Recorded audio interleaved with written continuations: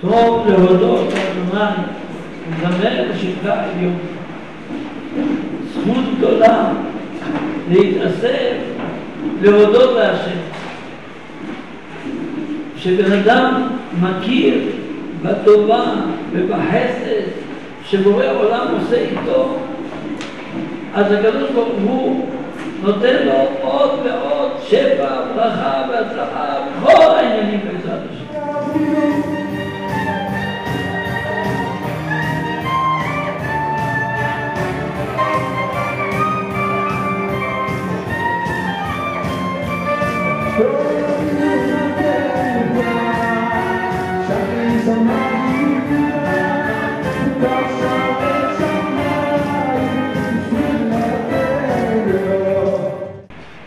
אני ממש מתרגש. אז אני מבקש סליחה.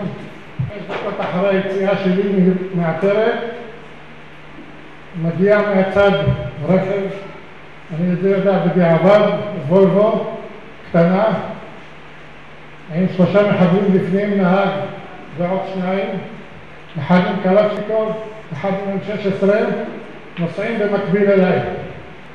אני מרגיש בום רציני מאוד. אני לא מבין מה קרה לי, וכל מה שאני חושב כרגע לעשות זה לנסות לעצור את האוטו. זו אחת הפעולות הכי קשות שהיו לי, לא הצלחתי.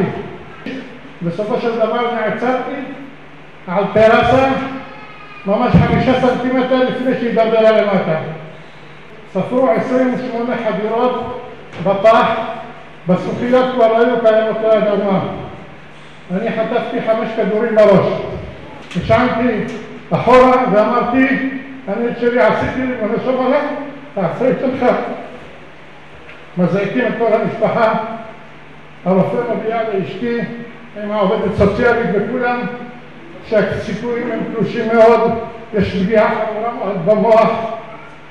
גם אם אני אצליח לצאת מזה, אני לא אוכל לדבר, לא אוכל ללכת. אני לא אהיה מה שהייתי. לא הצלחתי לדבר הכל מלא מכשירים, כל הפה מלא בצבא, ואז אני כותב לתת צדקה. למחרת בבוקר הורידו אותי מהמיטה, הושיבו אותי על כיסא. אנשים לא האמינו שבן אדם עם 5 כדורים מסוגל לרדת מהמיטה לכיסא, לשבת. וברוך השם, כמו שאתם רואים, הנה אני עומד בפניכם, זה הסיפור שלי, זה הנס שלי. תודה רבה לכם.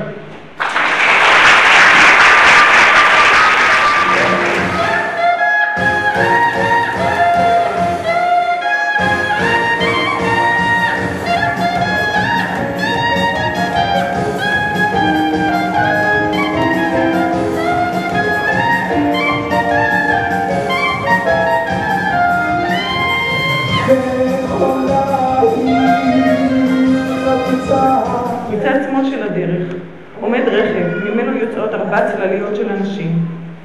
אני שומעת את הנהג צורח, שומעת רעש בלתי פוסק, ריח, אבקת שריפה חזק, טלטול קשה של האוטו, אש והבזקי אש ורשת מכל הכיוונים, בהתחלה מקדימה ובצד שמאל של הרכב, ואחר כך גם מימין לרכב ומאחור.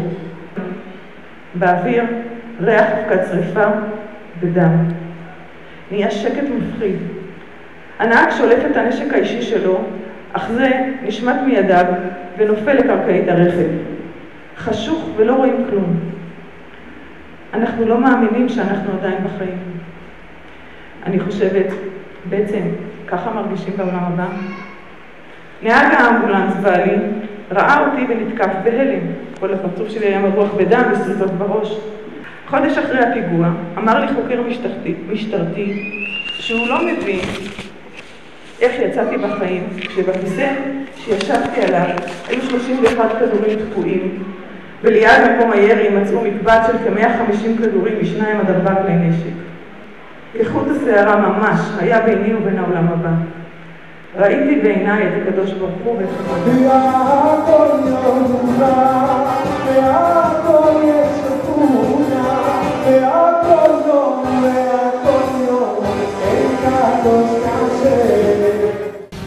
הרקטה הרקטה פגעה בשטח פתוח ולא נגרם נזק.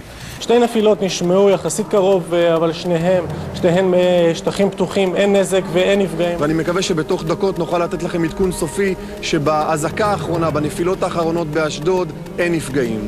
קצת לפני השעה 11 נופלת הרקטה הראשונה, לאחר מכן 3 נוספות. בסך הכל 24 פצועי חרדה, 3 נפגעו באורח קל מרסיסים בלבד. באותו הזמן בדיוק פוגעת רקטת גרד נוספת פגיעה ישירה במפעל, שלמרבה המזל היה סגור. 5 דקות לאחר מכן שוב כמו אתמול בבאר שבע מתפוצצת רקטה בכביש ראשי.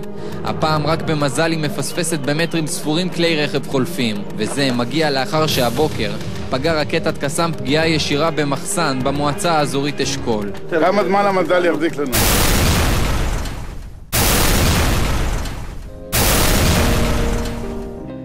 הוא שואל אותי מי פה בעל הבית, אמרתי לו אני. והוא אומר לי איפה עמדת? ואמרתי לו פה ממש מתחת לפצמר עם התינוקת שלי ביד. ואיפה אשתך עמדה? הוא שואל אותי. אמרתי לו 2 מטר ממני. הוא אומר לי ומי פה בעל הבית? אמרתי לו אני. הוא מסתכל עליי ואומר לי צר לי לאכזב אותך, אין לי כיפה על הראש, אבל אם אתה עמדת פה עם הילדה שלך בידיים ואשתך עמדה פה מטר ליד ואני רואה פצצת מרגמה תקועה בתקרת גבס והחליט לה לא להתפוצץ ולא ליפול לכם על הראש, לא אתה בעל הבית, רק הוא בעל הבית.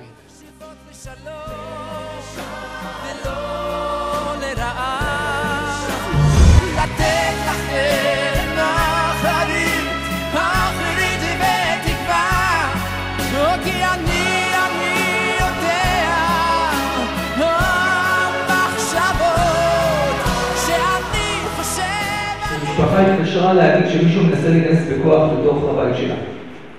אני מנסה עם יד שמאל לפתוח את הדלת נעולה. ואז ברשותך אני לוקח שנייה אחת ואני מפרק אותה לחתיכות. אני אומר בוא נזרק לחושבים ולוקח כמה צעדים לאחור, ותוך כדי אחד לאחור אני פתאום מרגיש חבטה אדירה באזור הצוואר והכתף השמאלית. אני פשוט מעיף אותו מעליי, אני מסתובב, שנינו מהירים אורות רכב הביטחון, עומד מולי על אדם, פי 1.5 מהגובה שלי עם כזאת סכין. אני זוכר שאני לא זז, אני משחרר עם האגודל את הנצרה של הנשק, 4-5 כדורים למרכז מסה, והבחור פשוט נדבק לקיר שמאחוריו. תוך כדי שאני הולך עם הגב לאחור והנשק מכוון לכיוון המחבל, אני רואה שלוליות של דם ביני לבינו. אני לא מבין איך המחבל נמצא בפינה הזאת של המרחב הזה, והדם שלו מגיע לגן.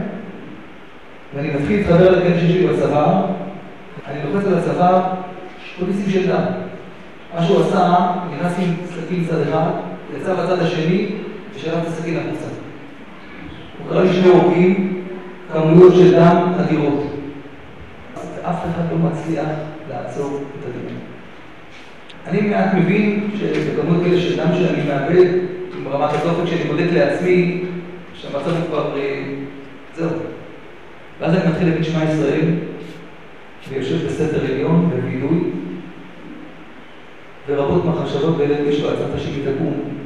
תודו להשם כי טוב כי לעולם תחזור באותו לילה מעבר ניתוח בן כרם, ויוצא מכלל סכנה.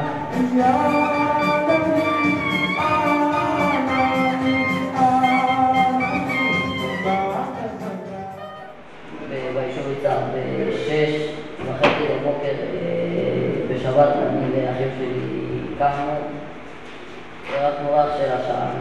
והרדנו את הראש שלי, הוא התלבט אם זה עכשיו או כאילו הוא היה במרפא. ואז בסוף הוא שלח אותי לקרוא לאחים ושכנים שלי, בית אחד אחרי המות של בן שלמה. דפקתי בדלת, ואז הסתובבתי, ראיתי את המחבל, הוא התחבא מאחורי קיט שהיה שם. הוא התחיל לקרוא אותי בגב, הוא דקר אותי 7 פעמים בעלתה ביתר למעלה. ואז הוא ניסה לתפור אותי בחלקים בגוף, לא הצליח, הוא חושב לבקר. והצלחתי לתפוס בסכין מיד שמאל, הוא תפס בקט ואני בעליו. ואז הוא ניסה לחטוף ממני את היד, עליו נשברה. וזרקתי אותה, הכניסה לבית שלה הייתה מטופסת. ואז הוא בגובה של 4.5 מטר, ואז הוא כאילו לא היה לו מה לעשות, אז הוא זרק אותי משם. למטה יש הרבה אבנים, וברוך השם נפלתי על שיח בערך היחיד שיש שם, אז שהגיע לאמבולנס שפינה אותי לבית חולים. הייתי בבית חולים יום וחצי, כאילו עד יום ראשון בבוקר, ואז השתחררתי. אני עכשיו 15, זה היה כשהייתי ב9.5.